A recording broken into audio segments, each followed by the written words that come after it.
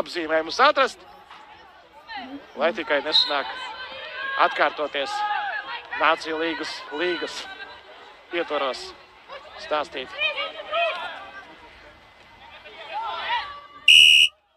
Atkal labā mālā, skrien pakaļ, līdz nedaudz nepaspēja un raida bumbu vārtos pirmā puslaika. Bet ielaistie vārti lūk šeit. Labā māla iespēle un pār Marija Mikolaeva atkal uzmanības centrā.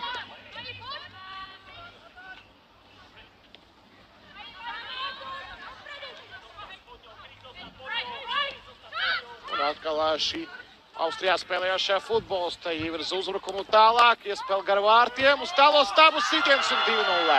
Cīgāk sagaida šos vārtus izlases treneru štābs, atšķirībā no pirmajiem, kas ļoti ilgi nāca. Un dubulta maiņa Slovākijas komandai.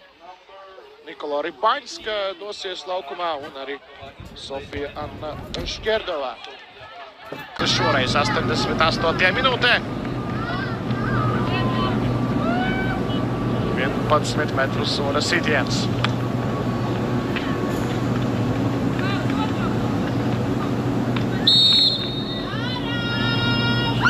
Ieskriens uzsit un pretējā stūrīs rāpa. Stablo.